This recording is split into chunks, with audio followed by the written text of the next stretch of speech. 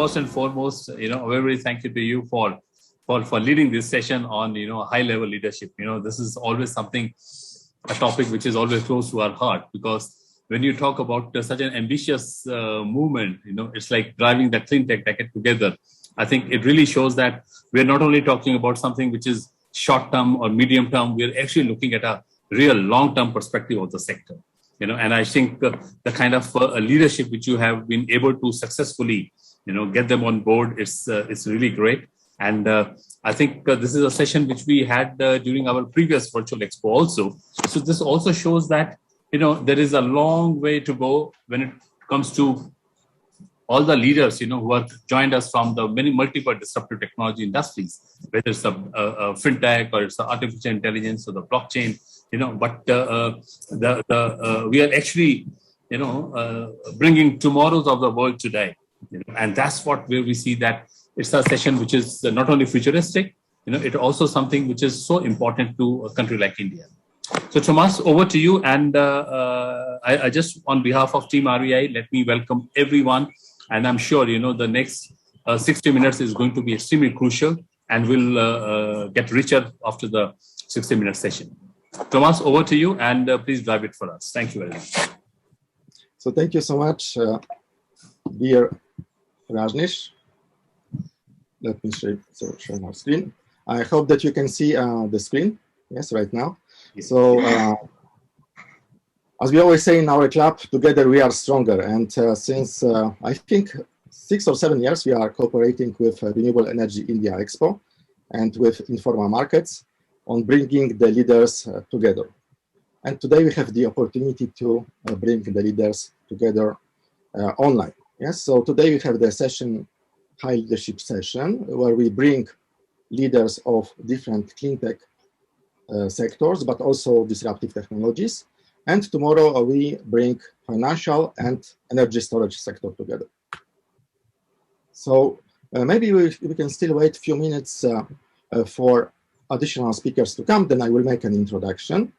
And in the meantime, I would like to just show a very short video, just that you understand our spirit.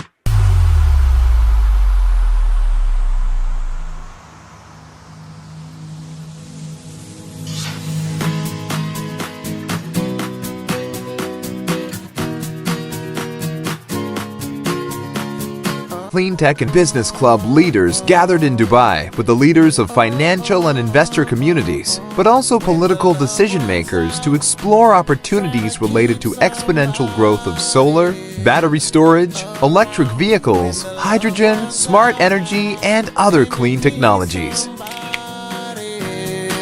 Right now, you need to party.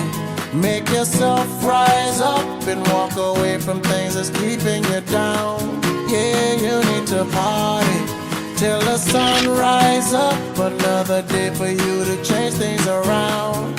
Every day of sunshine. During the next months, we will unite over 1,200 leaders on all continents to reinforce human-to-human relationship and work hand-in-hand on financial instruments and business models to scale up clean tech investments from billions to trillions while shaping the future today. Every day of sunshine, sunshine, sunshine. Every day of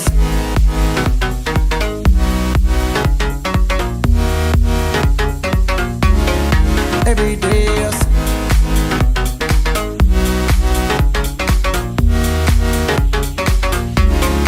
every day of And we will make it by combining business with meaningfulness and joy.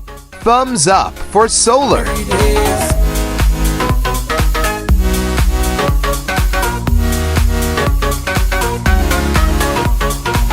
you deserve attention when you walk into the room. Your smile lights me up like the night from the moon. Don't let no one tell you that you're not beautiful, 'cause true beauty lies inside of you. Okay, so who we are? So basically, our club is a private and independent human-to-human leadership network that brings trusted leaders from the CleanTech sector, from the financial sector, from the corporations, but also political decision makers and public opinion influencers who are supporting CleanTech movement. And we really believe in the power of united DNA, and I name it human-to-human blockchain, yes? And together with our partners, our friends, we would like to anticipate, shape, and drive the CleanTech decade. Because what we believe that during this CleanTech decade, we practically will change the paradigm of the world. And the same will apply to India, of course, yes. And I think that India has a big opportunity to become one of the leaders of this CleanTech decade. That's why we organized today's meeting. And as you saw, we are very active in India, and personally, I'm very pleased always to come to India because I respect the family values and also the relationship values in the country. And here you can see leaders of our club in India. So Mr. Popli, Mr. Pranav Mehta, Mr. Hitesh Doshi, Dr. Shri Gupta, Mr. Gautam Samanta, Mr. Amit Jain, and also Mr. Rush from TILA, and Sunil Dayal from World Bank. And yes, I have a good news because we will have our official office in New Delhi, which will be hosted by TILA. And now I would like us to go to the session. Let me just double check who is already in the room and who is still missing. Right. Okay. So Mr. Hitesh is also here. Two speakers, I think, will join us a bit later. So I will start very shortly with the introduction of our speakers and the sectors that they represent.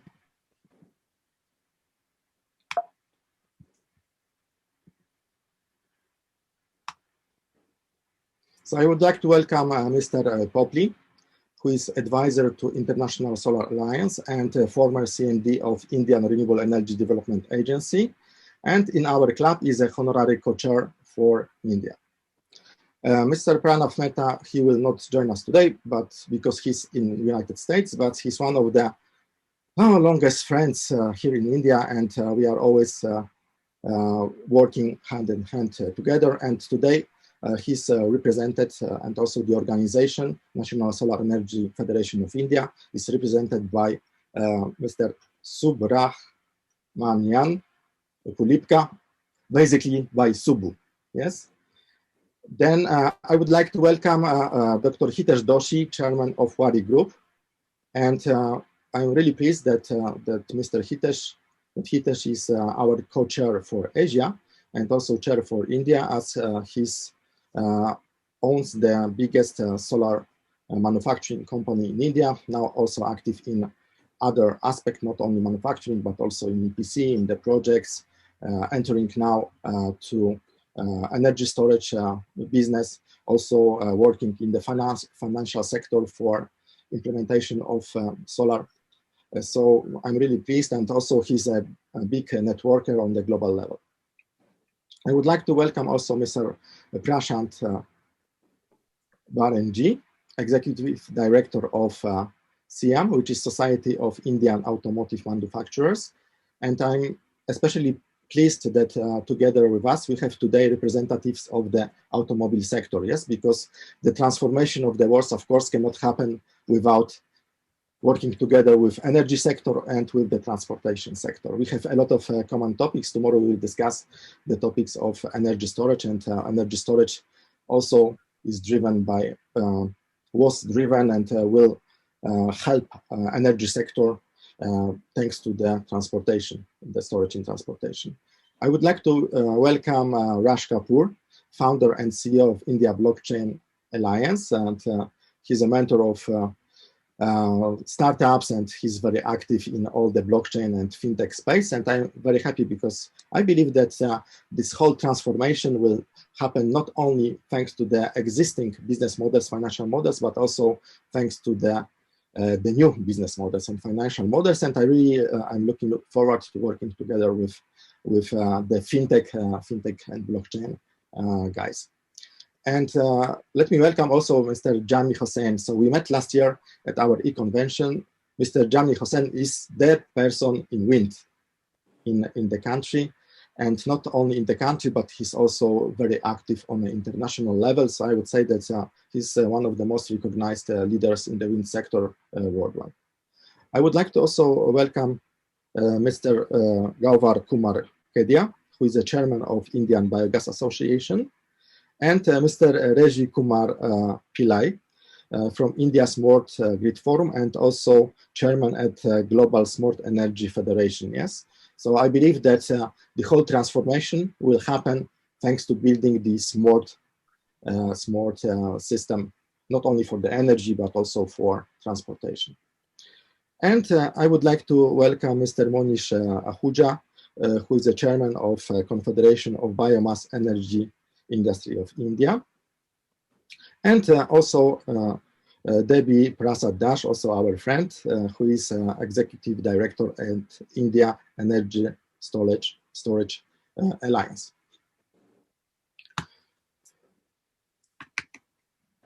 So let me just.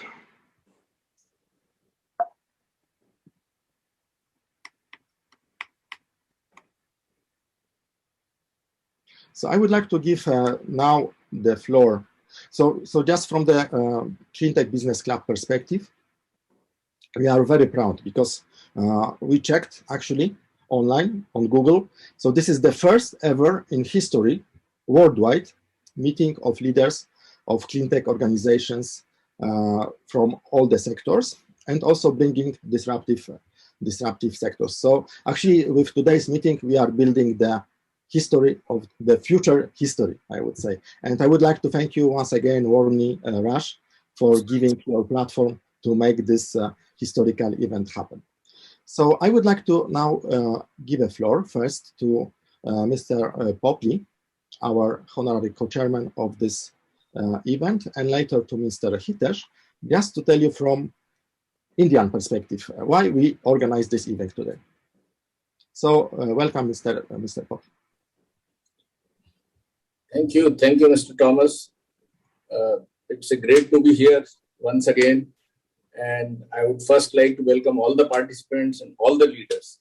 And it is Mr. Thomas' vision that he had brought all these sectors together under one roof, and saying it a club means a lot. I mean, you feel much comfortable contacting and driving contacts with one another, because see, we will be putting in 450 gigawatt by 2030. We have to reach a net zero target. A huge amount of renewable energy has to be integrated. It will not be only through solar and wind. You require other sectors like battery storage, smart grid, blockchain, electric vehicles. All these sectors will play a very, very important role. And it is not for this decade, but maybe next 3-4 decades, this transition will continue. If you have to decarbonize the whole sector, the whole economy, then green hydrogen becomes much more important to help in decarbonizing maybe the shipping sector, the aviation sector.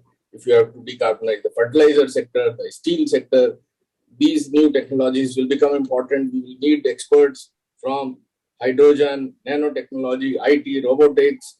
All these, if they are all together and we meet, I mean, not once a year, but maybe little more, we can play a much more active role, not only in India, but outside India as well. And this is a global organization under Thomas. He keeps meeting global leaders. Also, what is going to happen is the huge amount of energy that countries like Africa, the next decade also belongs to them, because there the energy, their per capita consumption is going to go up. And we need to also work with them to see that decarbonization, or they work on green technologies. So the financing would again be a big challenge. I see not many finance players here, financial sector, large funds need to be included more in this club. And that will be a challenge. Even financing batteries is a challenge, because you don't work out with it will not be easier for bankers to find out business, understand the business models, how the financing happens in these sectors. So those challenges would be there, but I think the technology is solving a lot of challenges, and a huge amount of investment will be required, and we all have to work together.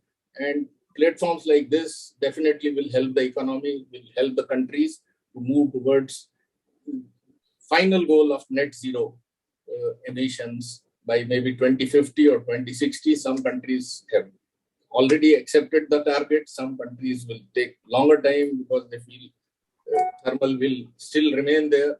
And also, we will have to work on those sectors as well. I mean, whether it is you work on washeries coal or supercritical boilers, although the financing there has stopped in large number of countries, but still, like maybe something is happening in India as well as in China, which are one of the largest emitters. We need to work on that, and that will happen once the costs have come down here drastically for solar and wind. Similarly, for battery storage, the prices are coming down, making it much more viable.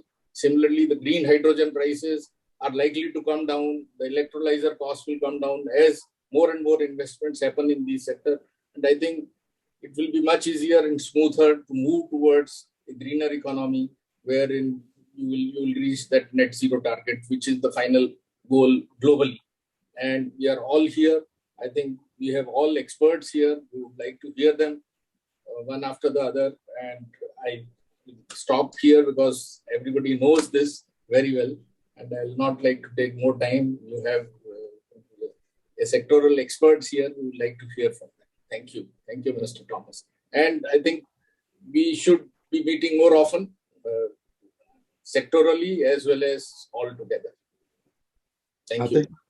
Thank you so much, Mr. Popli. And I think that you are the proof also that human-to-human relationship in India is so important because everybody knows you, yes, in the country. Thank you. Thank you. So let me give a floor now to Mr. Hitesh Doshi, who is a chairman and founder of Waaree, but in our club, he's a co-chair for Asia and chair in India. So, dear Hitesh, so why we are here, and why do you think this kind of relationship on the personal level is so important? You are also a member of a lot of business clubs in the country. You founded some of the business clubs. You work with a lot of leaders. So I would like to give the floor to you. Thank you. Thank you very much, Thomas, and good afternoon to everyone. Thank you for joining this meeting. I think this is a very good initiative Thomas has introduced. Probably we all are working in one direction, one mission, clean energy and the green energy. But probably we do not have the opportunity to meet and know each other, or everybody is working in one group. Instead of all we come together, and maybe we specialize and we continue to be in our association. But at least sometime in a year, if we can meet and exchange our thoughts, and this will help a lot, in my opinion, not for the individual business, but the entire goals and mission for what we have been doing in our business or in our association together. So I think this is very important, and this is very good start, Thomas, for doing this. I'm sure this has given us the idea, probably when little bit it becomes a convenient for everyone, we have to meet together. Like Poplis have said that the country's plans, it may be a EV or it is a storage or it is a solar or wind, the plans are very big and they all are related to each other. Even now, the government is coming up with their requirement or tenders or schemes where all these three things are covered together in one tender. So indirectly, this is becoming a one for the government and same for us here. So thank you very much for bringing this idea. And I'm sure I'll find the opportunities to invite everyone sometime little bit. This becomes easy in Delhi. And we should have a dinner together and let us meet and discuss further. So thank you very much. So maybe also, Hitesh, you can organize some party in Mumbai, yes? Yes, everybody likes Delhi because for all this new energy. I'm in Mumbai. I will love to do that. Okay, so we can make two, actually. Thank you. Thank you. Thank you so much. So now I would like to ask other leaders for a short introduction of themselves and also of their organizations, and maybe which kind of challenges and opportunities you see during this CleanTech decade from your perspective. And if you experience already any issues with contacting the other sectors, or maybe do you see anything that we can make together, and what are the overlapping things that maybe we can coordinate together? And also I would like to ask you, because for me it would be interesting also to learn how is this human-to-human relationship within your organizations, also on your leadership level. And as we are friends from the CleanTech, from energy, but first time we have together with us also the car industry. And Mr. Prashant, who is one of the executive directors of the organization, I would like to ask you, maybe I would like to give first floor to you and ask you, how does it work in the car industry? And very interesting, because car industry is quite conservative in the past, yes? And now everybody is going towards electric cars. So actually, I believe that a lot of guys in the car industry are quite stressed, yes, because they see they have just very short period now to switch from the, I would say, fossil cars towards electric cars. So how does it work, and how do you see, this kind of relationship, how we can build this relationship together? So I give a floor to Mr. Prashant. Thank you, Thomas. Thank you, CBC Leadership Club, and I'm very privileged, honored, and happy to be part of this very important assembling of the experts from diverse group, having a focus on sustainability, clean technology, and of course, clean environment. As far as SIAM goes, Society of Indian Automobile Manufacturers, we are having 50-member vehicle manufacturers association. And I think globals, all who are part of our membership. And of course, we contribute more than 45% of manufacturing GDP. We have total GDP contribution around 7%. We employ more than 3.5 million people directly, indirectly on the sector. And also we do contribute in export GDP as well. So representing here, I'm very happy that transportation sector is using 99% of the gasoline and 70% of the diesel being consumed in the country. And also, if you look at this high percentage of consumption and energy demand, national priority point of view, we have three things in mind. Number one, energy security. Number two, the GHG reduction. And number three, the pollution, local pollution mitigation on a city. So you know that the number of cities figuring out of the total global list of polluted city, I think India contributes the maximum polluted cities. So therefore, the government of India's initiative to migrate towards electrification started in 2013, when the National Electric Mobility Mission Plan was conceptualized. And subsequently, that mission plan, 2013, resulted into 2015 first FAME 1 scheme being launched. And whatever learning of 2015 first FAME scheme, that is faster adoption of electric mobility in the country, resulted into initial pilot run, understanding how the electrification will happen of Indian vehicles. But subsequently, the FAME 2 was also launched, and FAME 2. Basically, FAME 2 had been not successful because of multiple reasons, because of COVID reasons, because of the reasons related to the kind of qualifying criteria we had set in, maybe the technology, challenges also, customer adaptability also. So there are multiple factors. I'll come to that later, how various government, particularly the state governments, are coming up with state-specific policies to support the electrification. As far as SIAM membership, views on the electrification of transportation goes in India, we have actually released white paper on electric vehicles. So as per the white paper on electric vehicle, we believe that first candidate for electrification in transportation would be actually the public segment vehicles. So when you look at buses, that will be getting electrified first.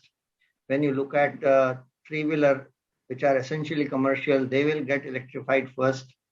But the personalized segment will take a little longer time because of the return of investment issues. Because more the vehicle run, I think the ROI becomes justified better. So therefore, in our estimate, we believe that as per our SIAM white paper, 40% of the vehicle will get converted to electrification by 2030. So that is the kind of estimation we have done. And we are hopeful that the kind of support Government of India is trying to bring in, it is going to see more and more electrification in time to come. As far as the private vehicle electrification or choice will depend on largely on the infrastructure and availability and range anxiety if a customer can have some kind of assurance on. So as you know that Ministry of Power also had brought out a lot of many changes on the utility rules, and that has really helped in a big way. And the number of charging station, the kind of aggregation model is being worked out. I'm sure it is going to give impetus to the basically electrification. But today's topic, the greening of grid and its integration with the renewable is very, very important, because when we look at GHG and well-to-wheel point of view, I think with the 75% of power being generated with coal, I think we need to see that whatever 227 gigawatt of capacity we are talking about, out of that some 67 is wind and remaining 140 is solar. And if more and more greening happens, then the case becomes even more justified from the point of view of well-to-wheel. So local pollution mitigation, as in Delhi, for example, Supreme Court mandate all electric vehicles to be registered, is fine. So local pollution mitigation point of view, certain decisions are fine. But when it comes to complete GHG and our COP commitment point of view, yes, we would like to see that greening of the grid happens. Early it happens, better it is. And I'm sure that India is poised in a situation where we are able to contribute in a big way by solar, wind, and hydro renewable energy concepts. So I would like to stop here and then subsequently like to come in. Thank you. So dear Prashant, just additional question about this human-to-human relationship. So in your organization, you are more based on this institutional relationships, or also the human-to-human relationship is so important? No, I think no institution exists without human-to-human relations. So I think the networking and connecting with people and human-to-human relationship is a very essential part of the success of the organization of our kind. So I think we are very happy to have this kind of opportunity where, of course, here on this panel itself, Reggie, we work very closely. Many of the people present here are, for example, with Monisha Hausa, we are working very, very deeply on our bioenergy, biofuel, biosector. So we are very well connected with each one of the panelists present here. So it's a great opportunity. So it goes without saying that human-to-human is the essential part of our success story. Together we stand stronger is the best logo one can have. Thank you so much. Thank you so much. I would like to now switch from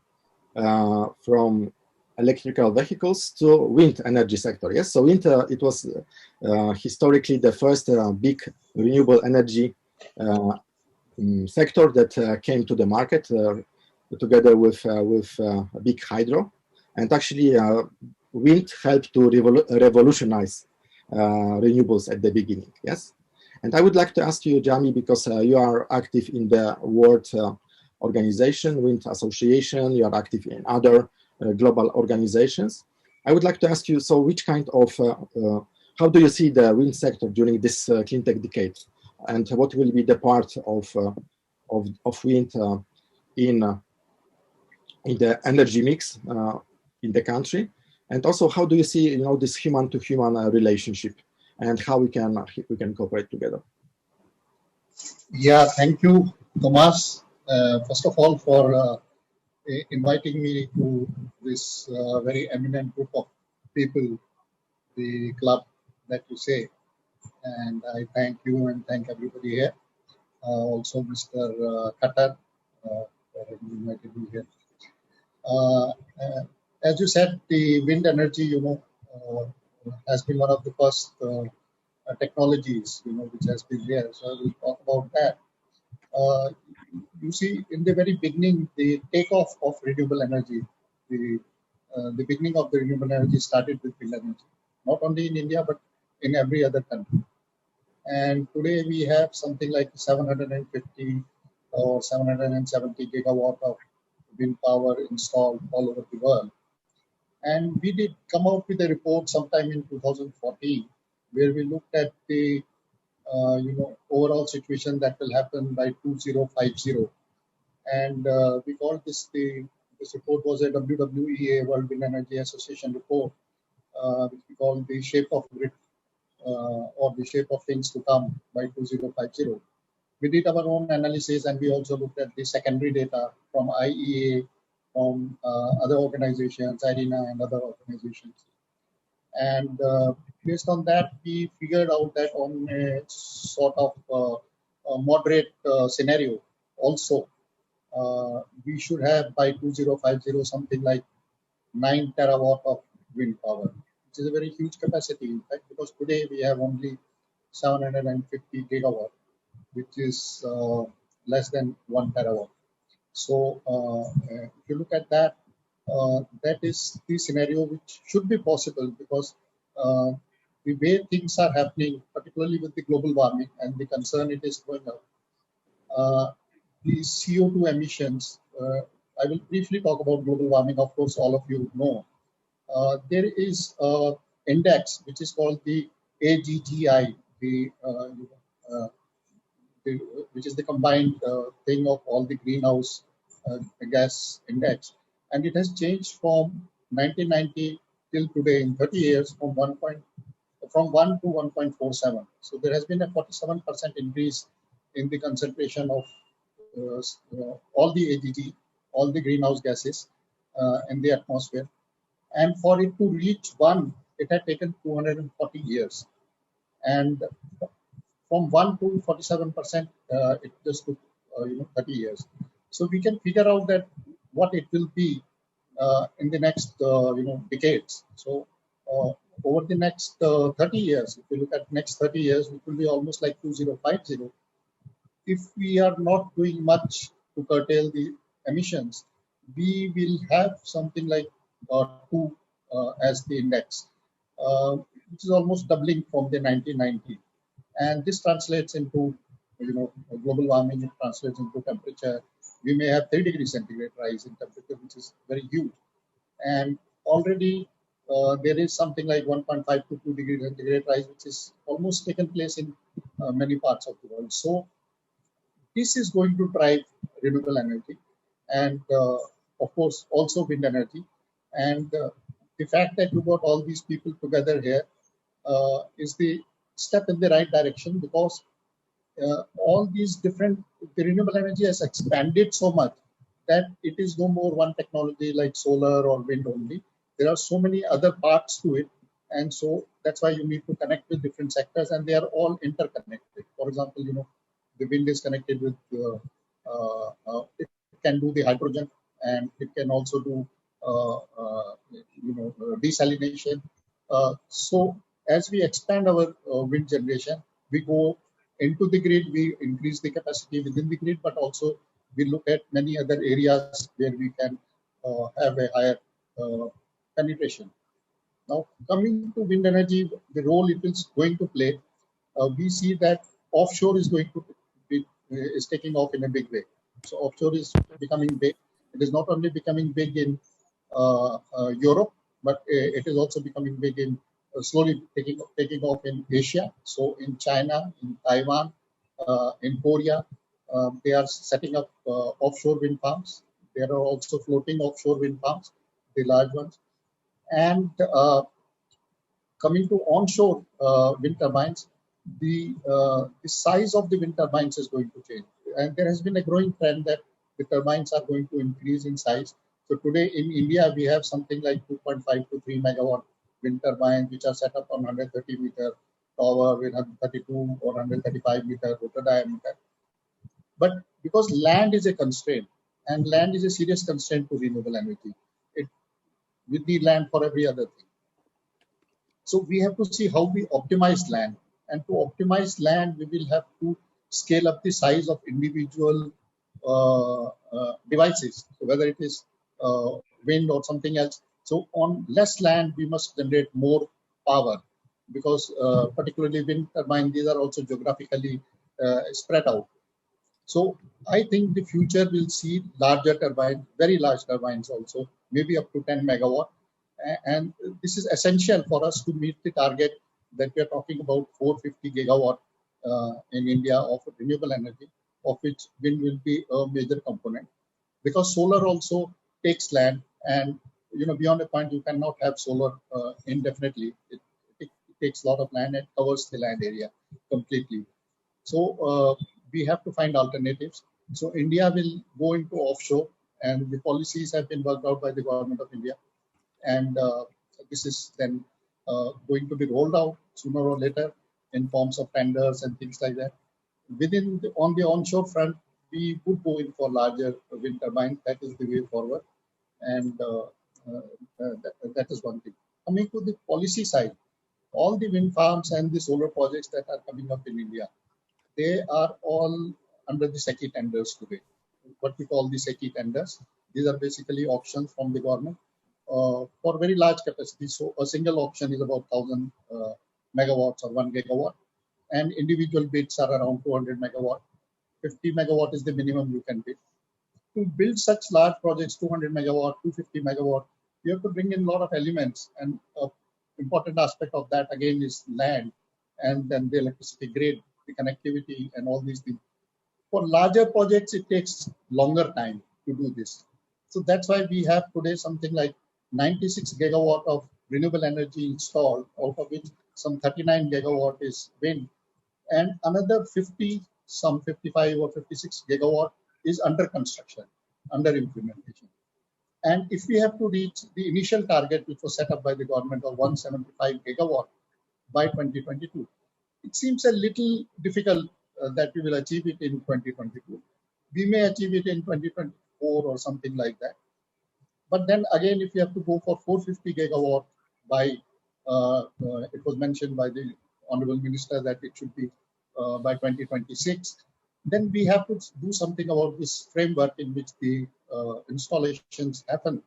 And there I think the government should also think of bringing in the small businesses and small SMEs, small and medium enterprises, because they can do smaller projects, but these smaller projects can happen fast. So if we do that, then we can achieve something like 5-6 gigawatt every year.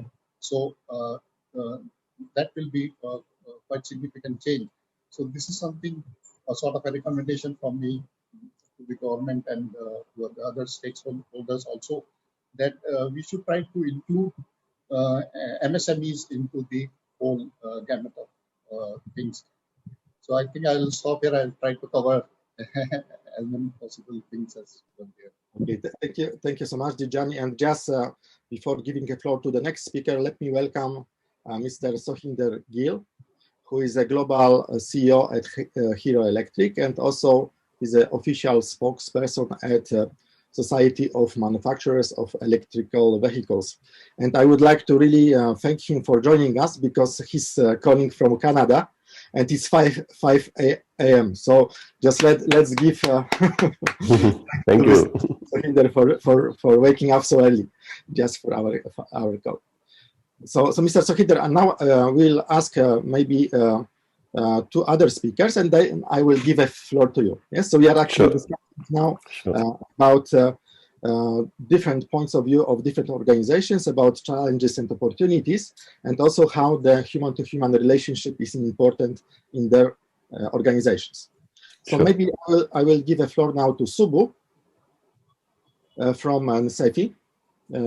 So because we are speaking about wind, so let's say from the initial big player in renewables, and now I think, Subbu, you are making our wind colleagues jealous, yes, because now it's solar, which is becoming a huge player on the market.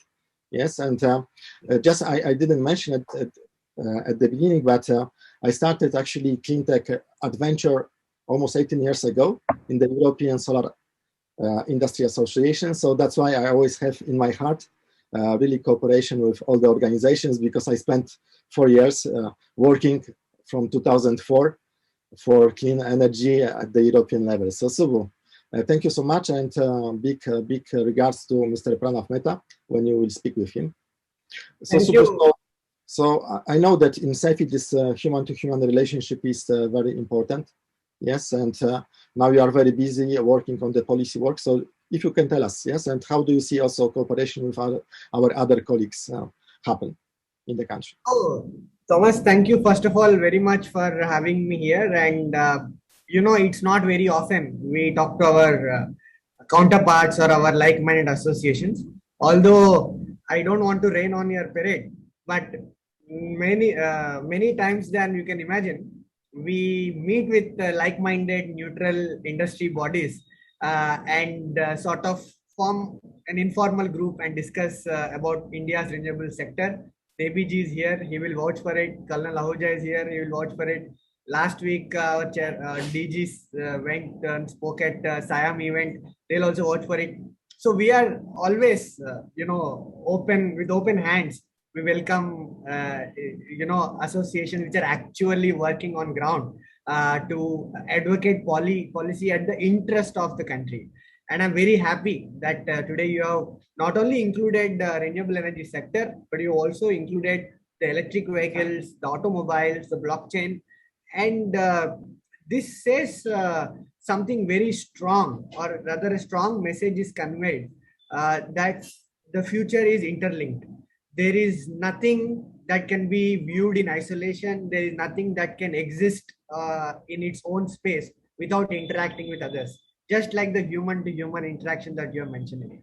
Before I come to human-to-human interaction, I'll just take you quickly through some aspects our previous speakers have mentioned with respect to the opportunities and potential in the Indian solar market. And then I will conclude with the human-to-human thing. And I'll not take more than 3 to 4 minutes, because I'm sure there is a stellar list of panelists today, and I am more eager to hear them than to speak here.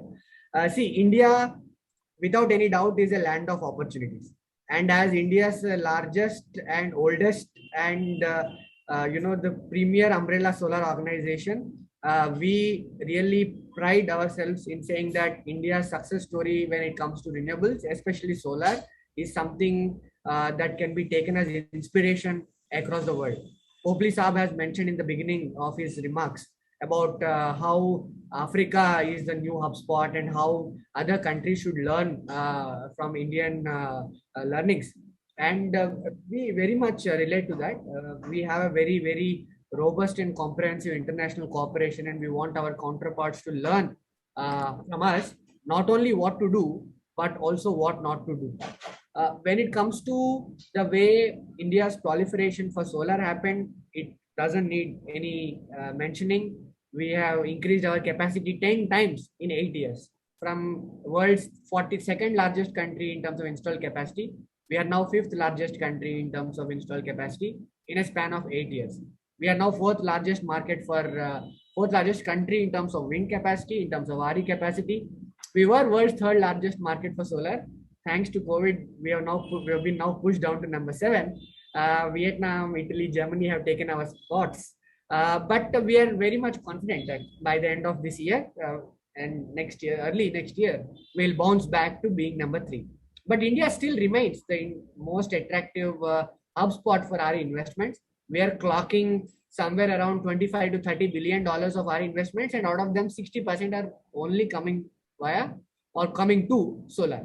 So this is how you can see India's solar market's growth and the current potential. There are so many problems. Those are reasons why I don't get more than 4 hours of sleep. We fight with government, we argue with them, we sit on the same table with them. But one thing is very clear, that the government is very receptive to whatever we say. At the same time, they are very, very rather concerned, I would say, about the installations, about India's RE growth, and I have never seen a government more serious than this one when it comes to increasing RE proliferation in our energy basket. Now coming to the future, you asked in your beginning, in the beginning of your remarks, that what are the kind of future problems you're looking at, and I have only 3-word mantra, that is FAT, F-A-T. If these 3 letters are considered, then everything will be hunky-dory for all renewable energy sector. The F part is finance. You know, most of India's RE in India is 100% FDI. We have more foreign investors and foreign money influx into our RE industry than it has been for any industry in this stage. We have to leverage that. Access to affordable finance is something that doesn't need any mentioning, especially in solar. It will become a very, very important aspect when we want to upscale our installations. Someone was mentioning, I think Jami Hussain was mentioning that, you know, we might not achieve our target by 2022. It might be pushed to 2025, and I fully agree with it. But at the same time, we need influx of affordable capital into Indian ecosystem. An estimate says that only to realize solar generation capabilities of 300 gigawatt by 2030, we require $250 billion. And that's not a small figure. If we add transmission to it, add $120 billion more. That is $370 billion. If you add other infrastructure part of it, it will almost be $500 billion. So $500 billion is required only to ensure the infrastructure necessary to accommodate the 300 gigawatt of renewable energy comes into Indian ecosystem by 2030. That is 9 years and 4 months from now. So this is the kind of affordable finance we are looking at, and it should be affordable.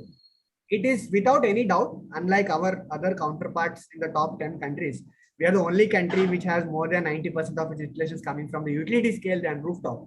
Unlike Germany, Australia, or US, where at one point of time they had more than 40%, 50%. In Germany's case, 65 to 70% coming from rooftop. That is a sector that needs more, I would say, nourishing and pampering when it comes to how we look at our 2030 goals. The A part of it is pretty straightforward and simple. That is the accountability part. You know, having a policy, having a regulatory framework, everything is good. But if there is no accountability when it comes to implementation of it, when it comes to the operations of it, when it comes to the management of it, then all our efforts are in vain. There have been some very unfortunate incidents in the Indian solar journey over the last 2 years. Andhra Pradesh with renegotiation, Punjab now starting to do, Gujarat has cancelled, Punjab has cancelled. These are the things I mean, it will be an understatement to call them even black swan events, because black swan comes once in a while. But this has become an epidemic or a pandemic, I must say. And these are something that need to be addressed. Curtailment, on the other hand, is a very, very big issue. Curtailment of renewable power. Yesterday, we have won a very landmark case in the India's Appellate Tribunal of Electricity. The Appellate Tribunal has now ruled that every unit curtailed should be compensated at 75% of tariff. This is a huge win for Indian solar sector. At NSEFI, we have been working on this case for last 5 years, and we are very happy that it ended the way it did. The last part, which is the T part, can be distributed into 2 parts. One is the technology, second is the transmission. I'll talk about transmission and then go to technology, which is of course self-explanatory. People often say there is no transition without transmission. And that is the case with India also. When we are looking at energy transition, when we want to have 40% of our energy mix coming from renewable energy sources by the end of this decade, the transmission infrastructure is something that is ultimately should be taken care of, or is of utmost importance. Government has come up with the green corridor. They are providing some kind of incentives to the transmission players, of course, along with the generation players. But we need to have a robust transmission infrastructure to accommodate renewables, which are generally coming from intermittent sources of energy. Storage will augment the intermittency, but the infrastructure, of course, is necessary. Technology part, I will be the last person to talk about technology here. We have so many experts here on this panel, and I leave it to them to talk about it. So these are the 3 particular aspects that, according to us, are very important. Coming back to human interactions, Thomas, you know it better than everyone else how we are always stronger together. At NSEFI, we find we look for any or every opportunity to capitalize on human-to-human interactions. We work with our closely with other associations, other counterparts of us in different countries to ensure that our collective wisdom may prevail into some better judgments or a better way of handling things. Having said that, we are very happy to, or rather privileged to extend support to CBC's activities or erstwhile SBC's activities in India. I come bearing regards of our chairman, Shri Pranav Mehta, to all the panelists, especially Dr. Pillai, Mr. Hussain, Colonel Ahuja, Thomas, of course, and Devi ji. He's actually in Los Angeles now. He was very, very interested and enthusiastic to join the discussion. But them being at Pacific Standard Time, it was difficult for him to join. But I'm very much looking forward to see these kind of events and get together sessions in the future. We'll be very happy to host all of you once things get back to normal in our office for a very nice and sumptuous Gujarati Pranav Mehta's meal. So thank you very much, everyone. Over to you, Thomas. Okay, thank you so much, Subbu. I think you should extend your 3 letters. You should add age, yes? Human. Don't forget about this, yes? So I would like to now give a floor to Mr. Resh, who is representing a Smart Grid Forum, but also the organization of Global Smart Grid Organization. So Mr. Resh, I would like to give the floor to you. So you are a big networker, yes? So about human, I think we agree on that. But Subbu was mentioning about this infrastructure, yes? And actually the infrastructure and the smart management of all the e-mobility or all the energy sector and actually artificial intelligence, everything will come together, yes, to one point at the end, and it might has to be managed in some way. So could you elaborate on that, and also how do you see our cooperation together? Thank you. Good morning, good afternoon, good evening, and thank you for inviting me, Thomas. It's indeed a pleasure to be part of this August forum and talking about energy transition in India. According to the latest IEA, International Energy Agency projection, by 2030, Indian power system is expected to be 823 gigawatt, which is more than doubling. Out of that 823 gigawatt, 450 we have the target to bring in from renewable resources. And by 2040, the numbers are even bigger. It's again going to double, which is 1584 gigawatt is the projected growth size of Indian power system. And out of that, 869 gigawatt is from solar plus wind. So when they estimate the maximum flexibility needed in anywhere in the world for a grid is in the Indian grid, 85% of flexibility, and which is a very, very difficult task to manage. Last year, we have shown that when our Prime Minister said that on 5th of April, 9 p.m., 9 minutes, we should switch off the light. So we have successfully demonstrated we could do 25% flexibility. About 32 gigawatt of load came down, and within 15 minutes, we ramped up again. So, but that involved 1 week notice the Prime Minister had given. So week-long planning by all grid operators to achieve that flexibility without problem, 25% reduction and ramping up.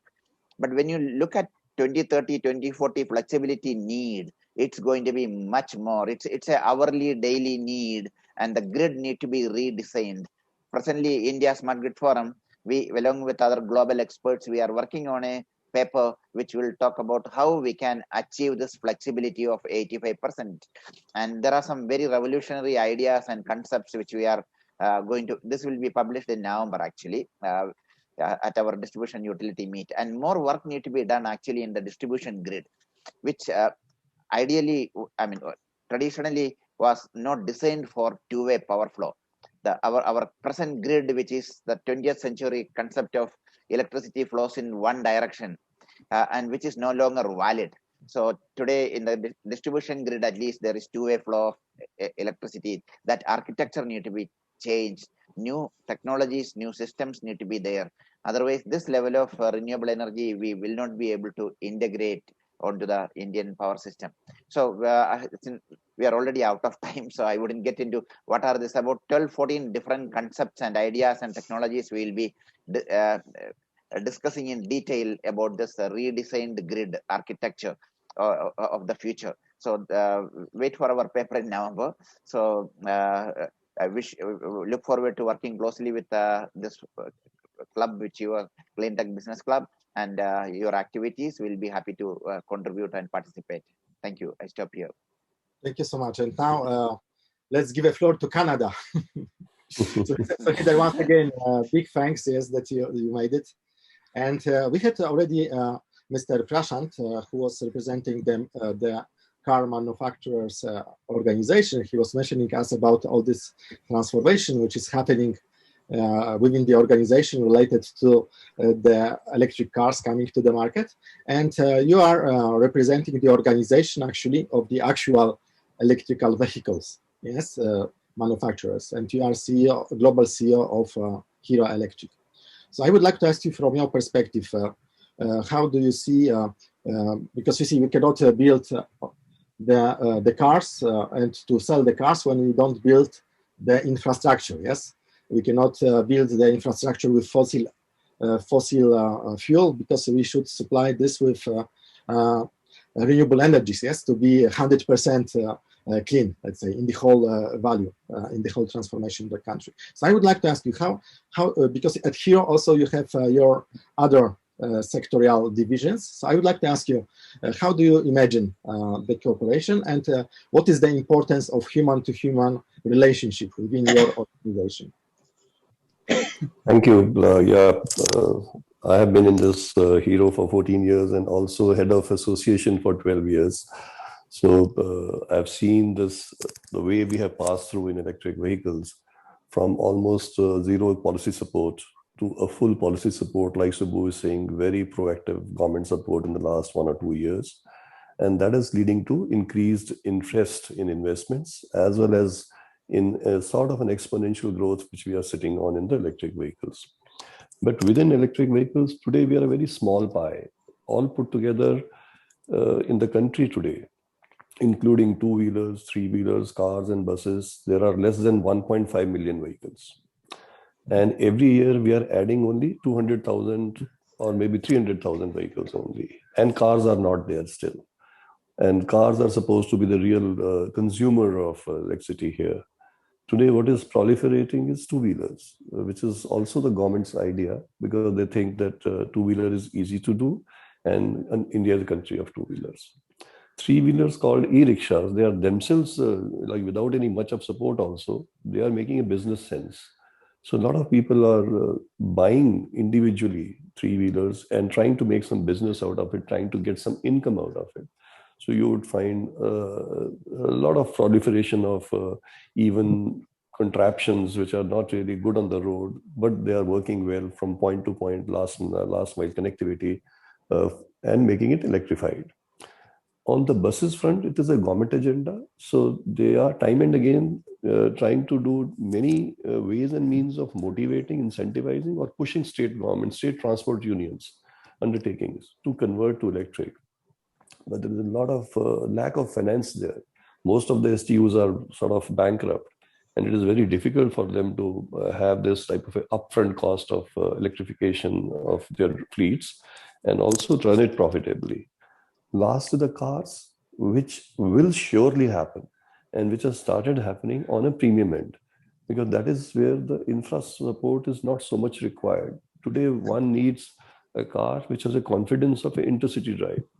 So that's why you would find cars which are upwards of 20 lakh rupees or something, to maximum of around 15 lakhs upwards. They are beginning to just enter into Indian space. But in times to come, I think we are waiting for a car and an infrastructure support together and a clean energy at the back end, which can create a common man's car, which is around 10 lakh rupees or so. And that day would be perhaps 3 years or 4 years from now, when we can see enough of those cars in sufficient quantity on the Indian roads to be able to make a dent into electrification of electric. But coming back to policy support, the government, learning out of its previous mistakes, has been so proactive in interfacing with industry now that time and again, we sit through, not really across the table, but with them to understand each of those issues and then find solutions. The recent policy changes in the government, which came around 1.5 months back, they are the real index of what's going to happen in future. And this policy change is to do with, first of all, adoption. The customer adoption is a mindset, and that's where human-to-human interface can be taught. Because for a particular two-wheeler, we have 40-50 years of history of world-class two-wheelers in petrol. For that customer to change to electric, what do you need to do? You need to bait him, you need to incentivize him, you need to make him understand that it is good for his pocket and good for the country. And that's what has happened. Suddenly, the government has opened the coffers. They have increased the subsidy to 1.5 times, and that has led to the sticker price being so affordable in electric two-wheelers that most of the electric two-wheelers are now costing much less than the petrol version. And that is why we are seeing for the last 2 months now a huge adoption curve in the high-speed category, similar performing electric two-wheelers. And that is one day is going to explode. I'm saying in around 12 months or now, you will find we will have a sizable percentage of around, starting with around today 0.5% to going upwards around 10% in 3 to 4 years of petrol two-wheelers will become electric. So all put together, this is just a beginning of thinking about clean energy at the back. It's hardly any consumption today. These are only 2 kilowatt hour contraptions, two-wheelers today, totaling around 150,000 per year. But the day it becomes those 10% and three-wheelers are added, cars are added, buses are added, that is the time when we will need some sort of a support at the back, which is going to be either dirty or clean, depending on how do we work at the back end. And that's why perhaps there is a thinking that has to happen, that as the exponential growth happens, as the curve goes up, in tandem with that, are we able to create that support of charging infrastructure first, and behind that, the clean energy support. And that's somewhere there is a missing link today. There is no continuity or contiguity between the energy producers and the electric vehicle industry. And even on the policy front, there is a loose connection, but perhaps there is no such real projection or calculation of how much electric vehicles will really consume 10 years from now or 5 years from now. There are so many guesses being said that if electric cars in Delhi, for example, if they're charged together, Delhi will collapse, the grid will collapse. The normal grid will also collapse. So what do we do for that? So it means that a lot of thinking has to go into distribution and generation, both. And that is perhaps where there is a need of such like forums, such like getting together and understanding from each other which way India is going, which way the consumption is going, and which way we should go together to make it really end-to-end zero polluting transformation, not only at the front end, which is doing its job. Tailpipe emission is going to create healthier India, but it will be truly zero polluting when we have a clean energy at the back. So great to listen to all of you guys and have the thoughts later on getting together to see that have a joint plan to talk to government, talk to policymakers, and talk to other organizations to work together, to run together in this field, which has suddenly become so interesting for India, and which is certainly going to change the shape of the mobility in India in times to come. Thank you. Thank you so much, Mr. Sohinder. And just a very important note here, because in the club, we are not dealing with the policy, yes, because we agreed that we don't make competition to organizations. So we are like a facilitator, yes. So just that everybody here in the room knows that we are here for you guys to bring you on the personal level. And then, of course, you can cooperate together between you on the institutional level. Because I believe that through the human-to-human relationship, we can build also this closer institutional relationship at the end of the day. Thank you. Thank you so much, Mr. Sohinder. And now I would like to ask Mr. Monish, who is chairman of Confederation of Biomass Energy Industry, and also managing director of Punjab Renewable Energy Systems, So already it was mentioned that they are already cooperating together with the car manufacturing organizations. So I think that you see already this kind of cooperation already exists. So dear Monish, so can you tell me from your perspective, from your industry, who was also one, I think, of the first renewable industries which came to the market, yes, before solar, even I believe before wind. And how does it look, this relationship, human to human, in your organization? And how do you imagine we can work together? Thanks, Thomas. It's a pleasure to be here. Good evening, good morning, good afternoon to all industry members here on the call. So this Confederation of Biomass Energy Industry of India, CBII, is a recent body. We are in our infancy in the first year, and this has come about by the joint thought process of the biomass, bioenergy industry stakeholders in India. And this starts from the farmers themselves. So the farmers, the farmer producer organizations, aggregator companies of biomass, technology solution providers from India or overseas, and taking the entire biomass or the bioenergy value chain to various forms of energy. Uniquely, this is a form of energy which kind of moves from the electricity market, where there is a scope of biomass energy or putting those electrons in the grid, and to be able to bring the grid stability aspects which were alluded earlier. It could be from the other renewable sources, which are erratic in nature by virtue of how they are generated. So here is an option to bring the stability aspect. But even today, if you look at the statistical number of energy usage in India, on the electricity component, we are at about 17 to 18% of our 100% energy mix basket. So what biomass allows is to look at the larger chunk of the 87-88% of the energy mix basket.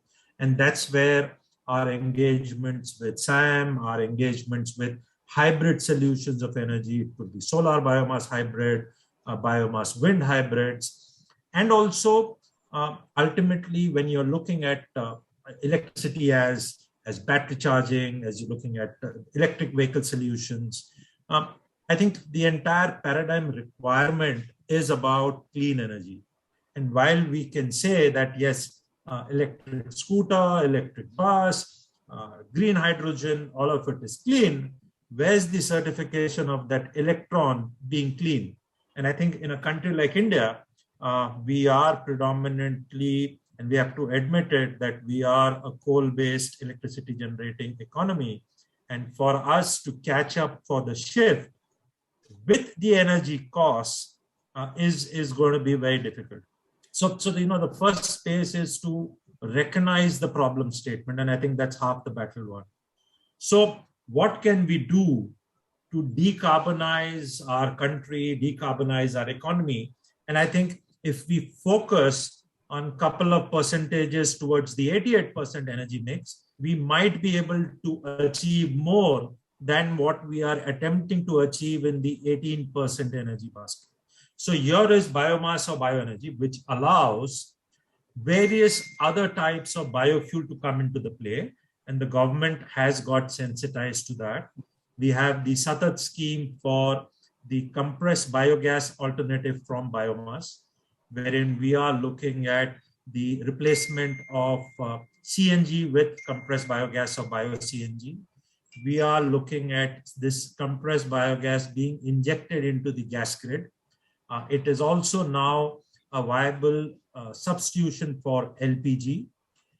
There is also a program, which is the biofuel program under the Ministry of Petroleum, where there is the E20, which Honorable Prime Minister on the World Environment Day has kind of pushed the country to prepone that program. So we have our E20 target in place. preponed by 2 years, and hence it opens up a space for the blending of ethanol to happen with petrol or motor spirit as we call it. And we are pushing on the existing space to bring it up. And what's the existing space? It is the sugarcane molasses route. So in the last 6 years, our country average of ethanol mixing has gone up from 1.5% to currently at 8%, which in itself is huge. Our government has realized that even if we continue the sugar molasses route, we would at best be at about a 10% number. So we need to do more. And now with the surplus grain, government has allowed ethanol from grain. Government has allowed ethanol even from sugar. And the increase is going to come from the biomass route, so which is the second generation ethanol route or the drop-in fuel route. So that is also being done. I think India has made a statement where there are 12 projects which are large-scale biorefineries being set up by the oil marketing companies, and these are the government oil marketing companies. If you look at globally, the number of projects globally are in single digits, whereas India has embarked to actually put capital in technologies which are yet getting developed, to be a front leader in the global market, to bring the technologies here. These are European technologies, US technologies, and also homegrown Indian technologies, and opened up the market for the blending to happen. And like the previous speakers alluded, I don't think we will stop at E20. Few honorable ministers have already started talking about flex engines, E100. So yes, there is a roadmap which is getting pushed. So the CBI is about bringing the stakeholders, and hence we do participate with industry bodies and bring forward the viewpoint of all stakeholders, the manufacturers, EPC companies, consultants, the big four, all of them are part on this platform. This is also the first platform in India on the biomass bioenergy space. Unfortunately, until this came about, we didn't have such a platform. I'm privileged to be the first chairman at CBI, and I think thanks to the industry for pushing me to take up this role, which I took up for the first year. And hopefully, we want to be part of the CleanTech Business Club to be able to contribute positively to various thought processes. Just to share about this segment and about me and my company, we work as a biomass supply chain management aggregator company in India, and we are the market leader in this space in the last decade. Only yesterday, we made our Series C global announcement of Japanese Mitsui investing as a strategic investor in our company. We have the oil and gas major Shell as an equity investor, which we had announced in exactly 2 years ago in 2019. So we are able to attract global capital into this space as equity capital. And I think Mr. Popli is here, and a big salute to him. He was the first person as CMD IREDA, where he looked at my company and he funded us for one of the first innovative projects in India, which did not even have RE recognition from the ministry itself. So we were able to do a project which used biomass to sell energy to an industry on a B2B segment, but nobody recognized the project as a RE project because it was not in the energy mandate of ministry.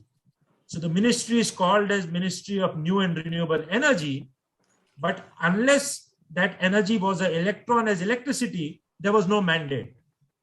And that is where the interaction of bodies like this need to come up to tell them that when we are looking at a paradigm shift of energy, you can not only talk about electrons, but you need to talk about the entire spectrum of energy. And I think those initial years where IREDA recognized this, IREDA stepped forward to change their article of association to recognize other forms of energy. Ministry recognized this. And today, we are an energy utility service provider company in India. There are many more such companies which are coming up. And I think that's what we would like to participate and bring to the stakeholders, that let us look at energy. Yes, we need to do electricity and we also do that, but in other forms of energy as well. And this would also take space in the sustainable aviation fuel market, because we need to decarbonize our airs as well. We need to ensure that the clear blue sky programs, which we all talk about for the present generation, which numbers are there put by the US associations, European associations, about health, about GDP, or about economy, where we lose $30 billion of a year because of Delhi going black. Unfortunately, we talk about Delhi because the global embassies and high commissioners sit out of there. But what about Madhya Pradesh, which has the second largest farm fires after Punjab, but nobody talks about Madhya Pradesh and the people of Madhya Pradesh, the population of India. Nobody talks about Uttar Pradesh. Nobody talks about other states. So it's a global problem.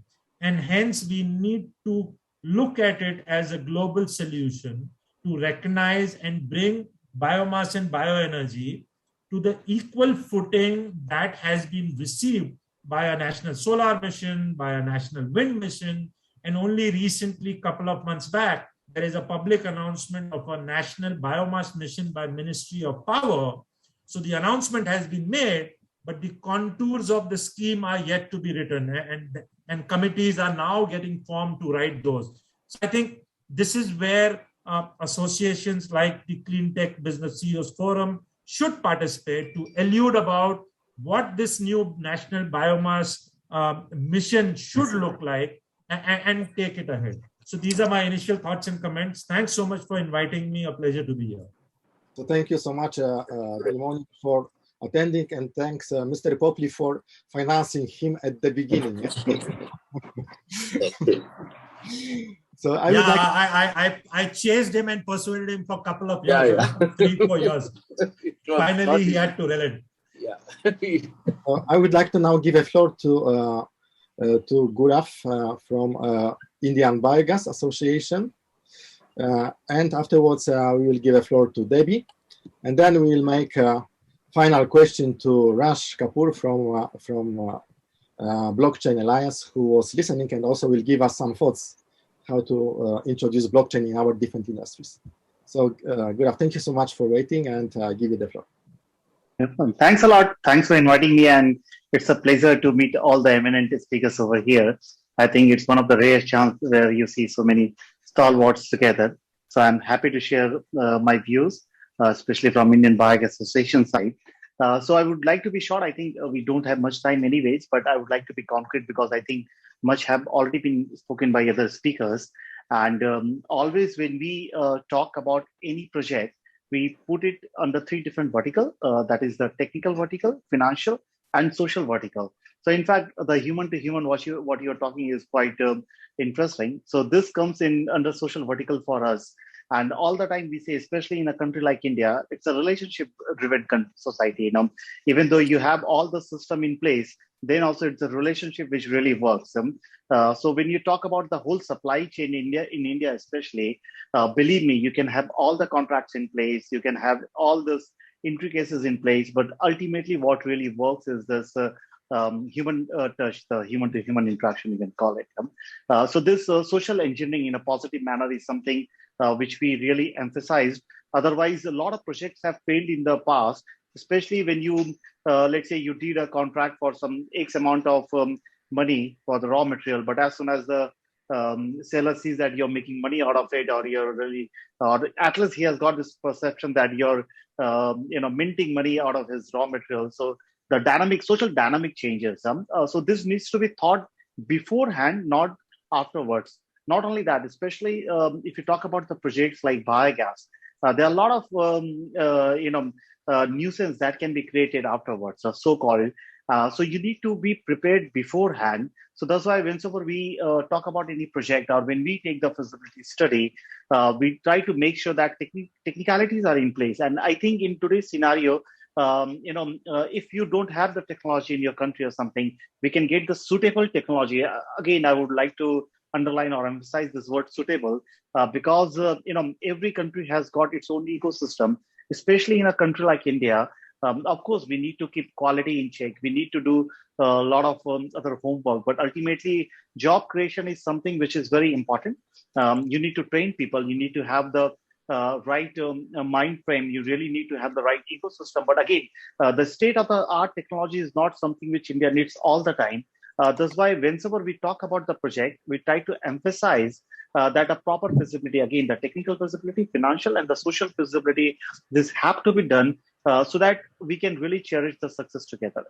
And once again, there's a lot of difference between product and project. Here we are talking about the project, especially when you talk about the large scale biogas plant. These are not the product.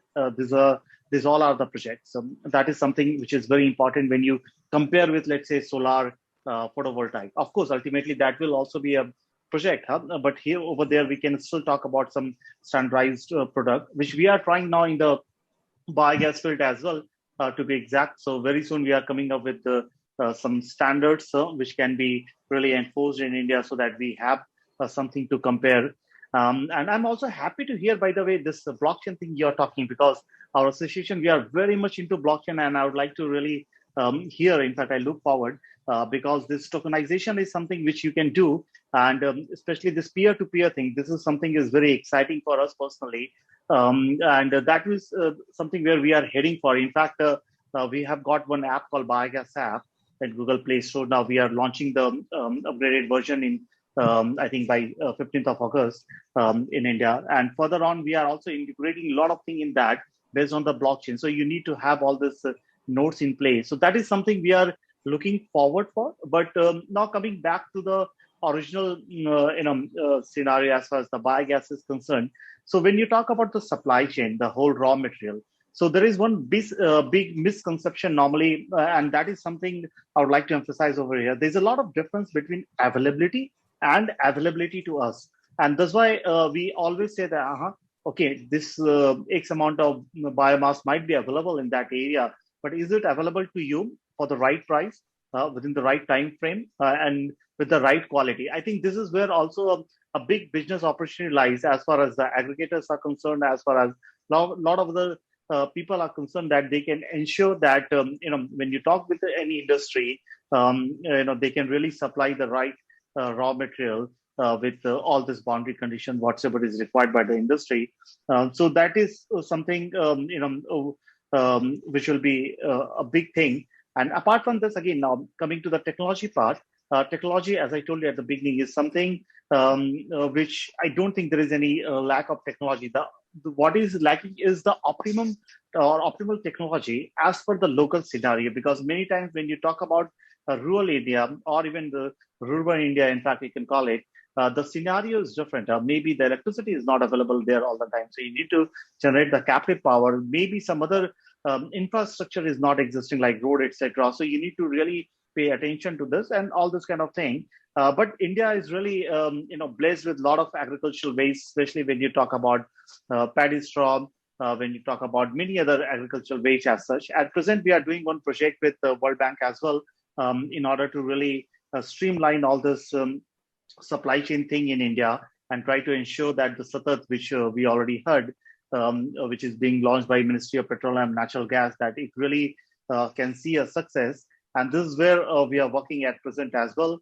And hopefully this will get a proper push, not only from the government side, but also from all other like-minded people. Because what we really need a right push from the whole system, and so that the market pulls it. Again, the pull factor has to be there, because this is again one of the things where in Biogas Station is really very vocal about, is that this push we always talk, but the pull factor we forget it. The pull factor, if pull factor is not there, then we need to be very clear from the beginning itself.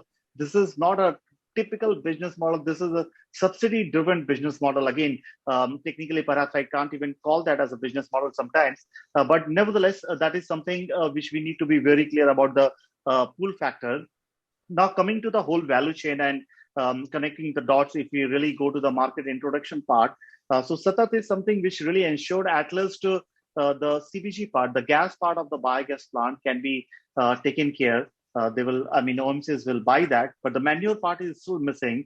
And the pandemic has really, shown that we all would like to really opt for organic food, let's say. I know in Europe, the organic almost became a fashion, in fact, and in India also. And organic was nothing new for India. In fact, when you talk 100 years ago, let's say, organic was something which was available everywhere. In fact, somehow it got into our system in a very different manner.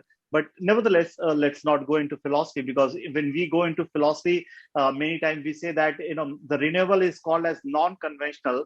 If you really see, this is the only conventional thing which we have from thousands of years. In fact, it's the petrol, diesel, etc. These are non-conventional. After the advent of crude, only we started talking about it. But nevertheless, this all philosophical thing plays a big role in our thinking as well. But nevertheless, coming back to the manure part, this is where we need a proper push as well when you talk from the Indian scenario. Fortunately, we got all the technicalities in place from the manure side. Otherwise, earlier, the government of India, there are many departments, they were not on the same page, especially when you talk about the organic manure coming from biogas plant. And so this is a big success from our side when you talk about the solid as well as the liquid manure. The market is still something which is not streamlined, but we are very, very hopeful. As I told you, that we all need organic food. We want at least to get the organic food, you need organic fertilizer, right? And to get the organic fertilizer in bulk, how much composting can you do? You need to opt for the biogas plant. So this is inevitable that the biogas plant will see the success. The biomanure as such coming from biogas plant, but the proper framework is missing right now, and the pull factor is missing from the market side. So we see a big hope and the big business opportunities over there, which can be streamlined from the market perspective. And so just trying to compile, because I think I already took almost 10 minutes or something. So we are very hopeful from the technical side, from the financial side. A lot of governmental schemes are coming, and we are in direct communication with them. And fortunately, we see a very positive move also from the business side. So we are very, very hopeful that India will go places as far as bioenergy and biogas in particular is concerned. Thank you. Thanks a lot. Thank you so much, Dirgurav. And I think that what is interesting to say that actually we are changing the whole paradigm of the country, which means not only energy sector, not only transportation, but also the people's habit, yes, and the whole, let's say, the culture of the society. So thank you so much. And I would like to now give the floor to Debbie from International Energy Storage Association. And the last speaker will be Rush from Blockchain Alliance, who is listening, very carefully, yes, so he can give his opinion to all of us. So Debbie, thank you. I give you the floor. And also I would like to thank you for our recent partnership that we made together with you. So we will work already together between CleanTech Business Club and you. So Debbie. Thank you, Thomas.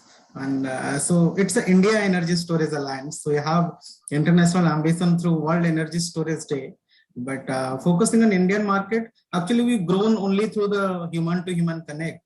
Like most of the advance and technology space is energy storage. 8 years back when we used to speak in similar conferences, there was very few audience are interested to listen about energy storage and batteries. And apart from us, there was no one talked about batteries. It's good part over the time.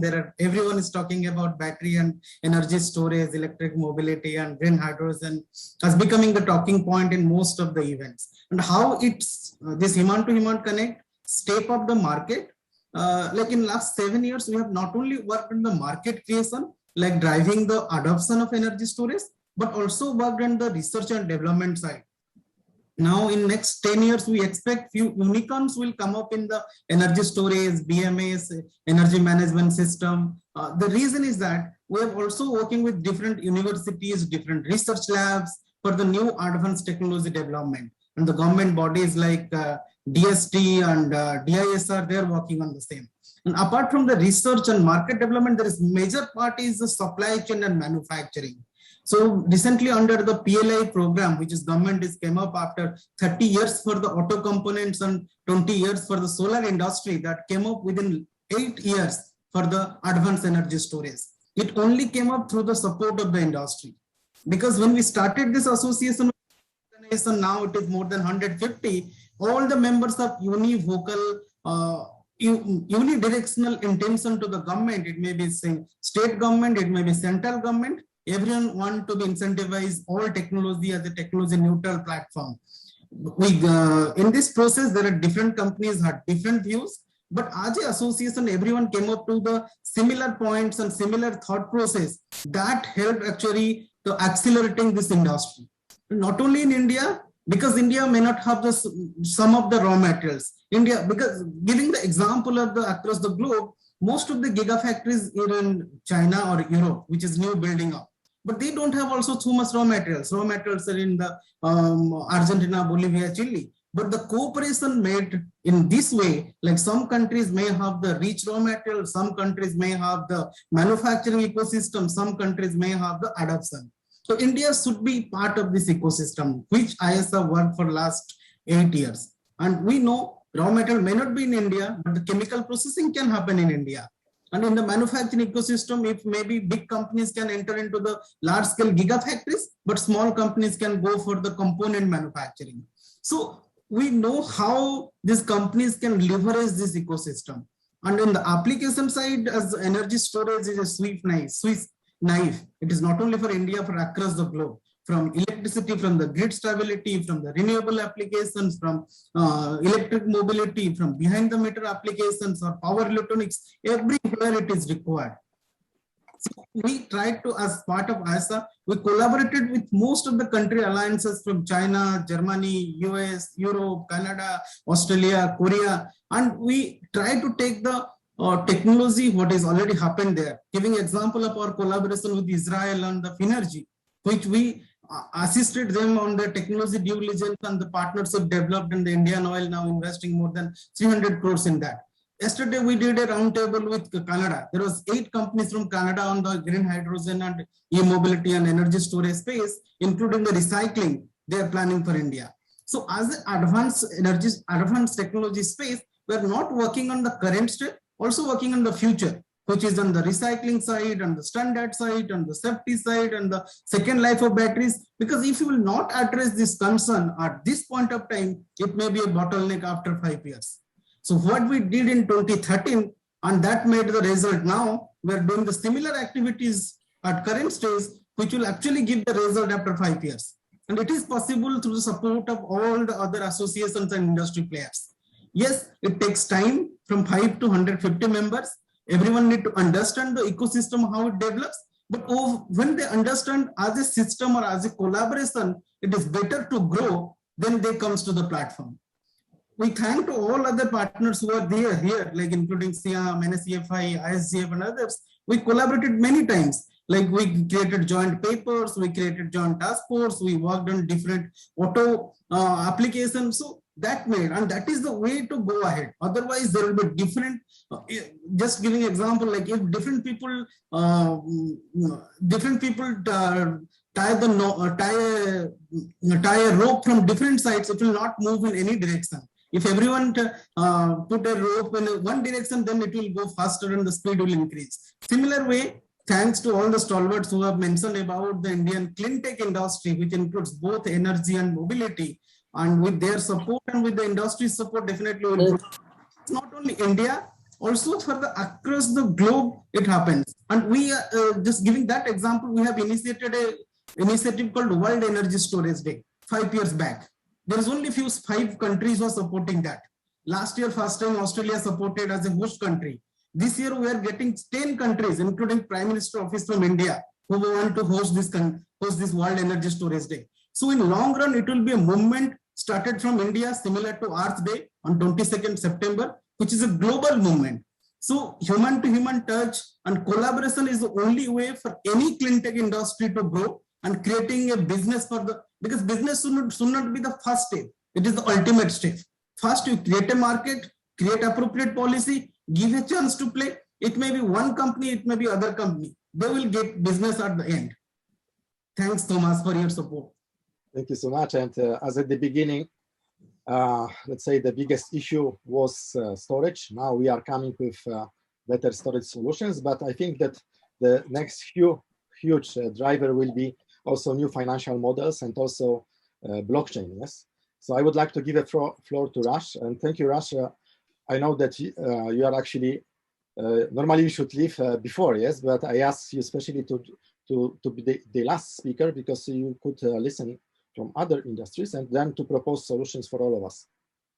So well, it was really wonderful actually listening to everybody. It was an education for me as well. It's always nice, so many different bodies, so many different renewable energies, so many opportunities. And I'm going to keep it a little brief because unfortunately I got to step out for a meeting, but I'd love to put my 2 cents right now.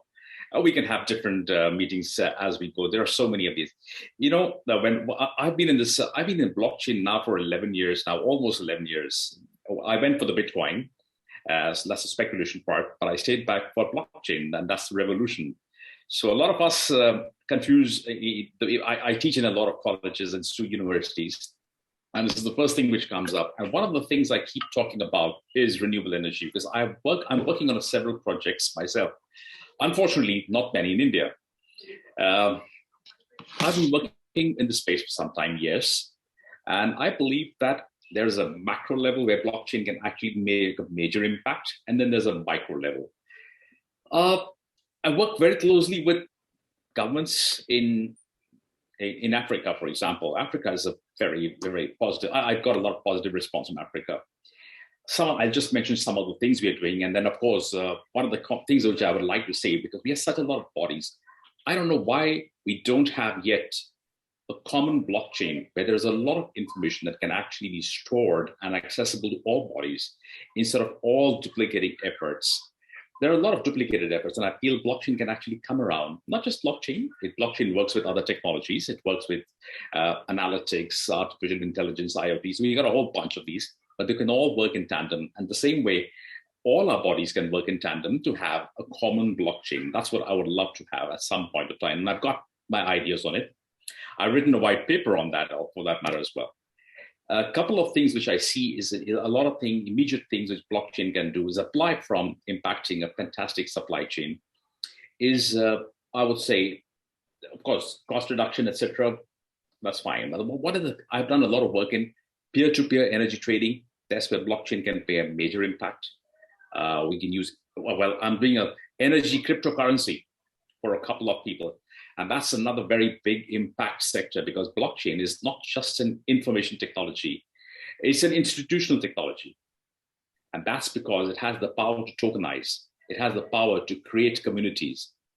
I'm working very closely with the community coin and creating community tokenizations for multiple communities, whether it is a Rohingya community, whether it is a community, universities. There is a consortium of universities which we are tokenizing, or which is industry bodies. I'm working with a couple of industry bodies outside India on how to tokenize the entire body itself. I'm also working on streamlining access to renewable energy through the blockchain. Payments, smart contracts, self-executing contracts, getting it on the grid, financing of energy access, wholesale trading through regional mini grids. These are just a few of them. I'll be happy also to share with everybody. I've got a couple of white papers written on different spaces. May not be covering all the spaces, but I have written a couple of them. One article I shared with you, Thomas, but that's just one article in a magazine. The others are white papers.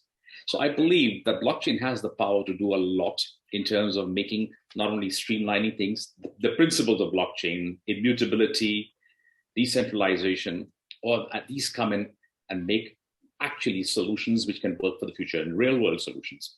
I'm working with the government of Queensland's project on renewable energy. They've got solar panels, paver blocks, solar paver blocks for that matter. We're putting the entire thing on the blockchain. We're embedding it with IoT and then getting all the energies put up with the blockchain. So we can do better data modeling. They're in fact going to power the future highways for that matter. They're going to put the paver blocks right next to the highways, powering the entire airports, things like that. Working also with, by the way, with the government of Malawi very closely. They have actually taken up my paper on how they could be putting their energy reserves as well as renewable energy reserves on the blockchain. Besides that, nothing to do with energy here, but they're also contemplating putting the marijuana crop on a proper blockchain supply chain. That's besides the point. It's nothing to do with this. That's a different form of energy. these are some use cases. Actually, there are so many more. Maybe a session, probably 45 minutes to 60 minutes would be much appropriate for this. But I would like to be the one thing, guys, a wonderful forum here. We all have identified a pathway to make the world a better place. And that technology is one. Mix it up beautifully with technologies like blockchain, analytics, IoT, and machine learning. We have fantastic pieces ready. I work very closely, not only in the blockchain space, but all these spaces, because all technologies and nothing can work in isolation. Not only can we work in collaboration, but even technologies can work in collaboration. Blockchain is the best umbrella around it. I'm happy to talk one-on-one whenever required, or at any other time on a much detailed platform. But for now, I'll be very, very happy to speak with you guys, not only now, but tomorrow again. I think we're all meeting. I'll share some more tomorrow. And I think we got to let everybody go now. It's almost 7. I guess a lot of guys want to push off. So I don't want to take too much time. More important, I'm very happy to meet everybody. And that's a great thing. That's what the intention was. I met you guys, and the conversation will continue, I'm sure. Thank you guys for now. Thank you so much, Raj, very much. And how do you like our definition of H2H, human-to-human blockchain? I love that. I love that. Blockchains, just like any other technologies, should speak with each other. There are so many different blockchains. The interoperability of blockchains and the interoperability of what all we are doing, and different segments, electric, biogas, there's so many of them, solar, all that is right now, they all need to speak to each other. That's what I was talking about, getting an interoperable blockchain in place. We need that grid. We need that gap. It's a huge gap right now. I'm telling you, from my whatever experience I have in this line, which is a lot in the blockchain space, not in the space where all of you are stalwarts in your space, but I think we can have a beautiful bridge. Blockchain can create that bridge. And not only can it create a bridge, it actually offers, I believe, real world solutions, not just fantastic case studies on paper, real world solutions for real world problems. And that's the tagline of my organization also, creating real world solutions for real world problems. And that's where we are. I think that can really do really well. Thank you so much, Raj. So, Amit, I see that you want to kick us kick off from the meeting, but no, just before giving you the floor, okay, Amit, because we discussed with Mr. Popli and with Mr. Hitesh how we would like to continue, yes, because today, of course, we have not so much time to continue, but already I see we are all guys, H2H guys in the group, yes? And as we work with other players, so we have to be networkers, yes? So we, as I was mentioning, we are not, let's say, institutional organizations, yes? So we are well placed to connect people, not only in India, but also around the world. And we would like to provide you our platform to work together, yes? So first thing, you remember I sent you a message that we will create a WhatsApp group. But before our meeting, I said, no, maybe I'm not sure if you guys would like to be all connected. So I suggest that we'll create, first thing, the WhatsApp group to make follow-up on our meeting today, if you all agree to be in the WhatsApp group. Second, that is a good idea. Second thing, we will organize a closed meeting, yes, between us within the next 1 or 2 months.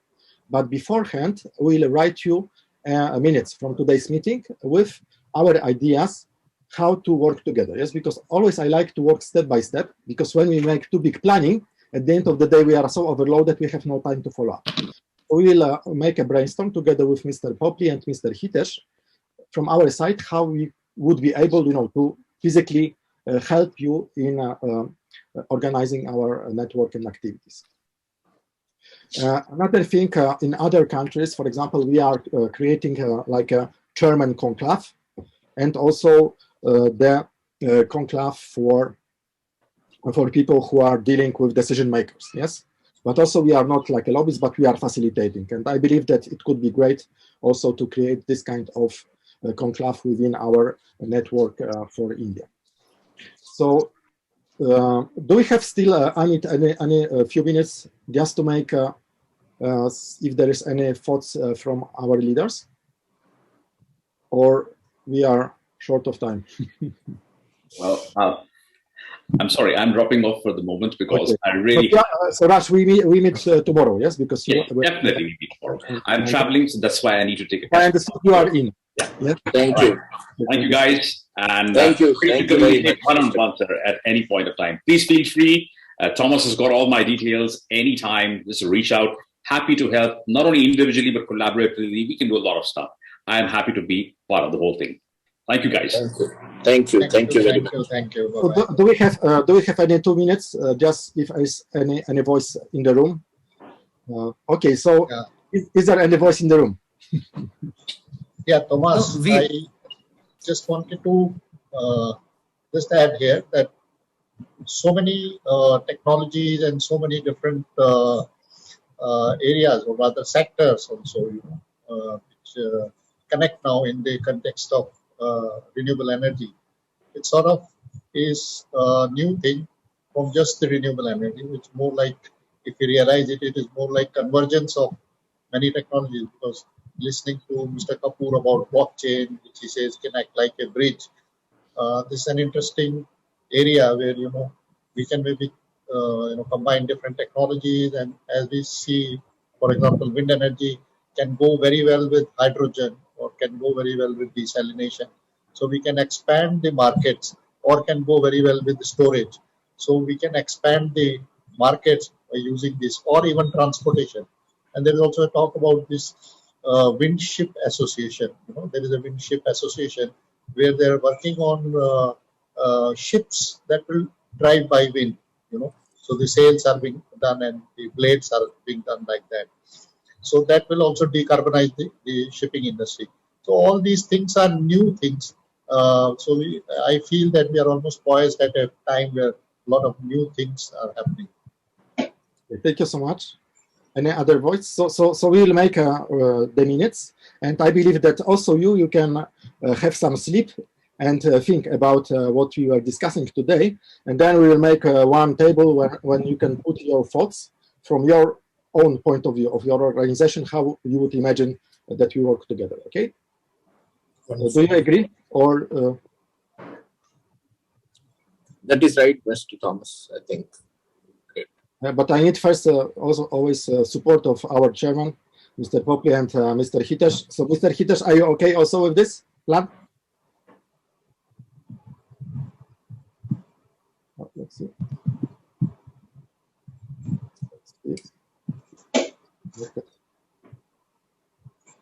But anyway, he was okay. And also in our club, you see, nobody is against me, so Mr. Hitesh will support. And I would like to ask just Mr. Prashant, yes, because he's busy with car industry. Oh, so Mr. Hitesh, so you support me, yes? I think it's a very good, Thomas. It's a good initiative, and let's move with our common objective in mind. Great. and dear Prashant, so you are full also to be part of the group, and then we'll be updating on you. Yes, sure. Super. And last words to Hitesh, our chairman of the club in India. Oh, thank you very much, and I think this was a great initiative, and I'm very happy to meet everyone online. And I think this will help everyone in all respects. Okay, and also in the business, yes. It's also important to help our members in making more business. If the members have more business, then all the organizations are doing well. Thank you so much, and I give a floor to Amit, and I would like to thank you, Amit, once again. He was not sleeping. He was writing me at 4 a.m. Thomas, do you have this? Thomas, do you have this? But at the end of the day, everything went well. And, I cannot imagine better partners in India than Renewable Energy India and Informa and Amit and Rajesh. Thank you so much, Thomas. So as Thomas has been saying, this was an excellent session, and it couldn't have been better, if Thomas wouldn't have been there. So an excellent session by CBC, and all the credit goes to Thomas for bringing in the best from across the RE sphere, along with human-to-human touch, Thomas. God's grace, we actually would want to meet and shake hands soon. with one and with all. We at REI are privileged to have such supporters holding hands and converging together towards a sustainable world. Together, we stay stronger. I'm thankful to all the speakers who are stalwarts in their own fields, who have managed their time and shared their thoughts today with us. With this, we come to the end of day one of the knowledge sessions. Tomorrow, the day looks far brighter with many more interesting sessions starting at 11 a.m. Join us and dive in knowledge at REI eEXPO. Please also join us at REI from 15 to 17 September 21. Wishing health. This is Amit. Thank you all once again. Thank you, Tomas. And thank you so much. Thank you very much. Thank you. Thank All you. the best. Thank you, Popli, sir. Thank you. See you soon. Yes. Yes, Thank you so definitely. much. We look forward to seeing you soon.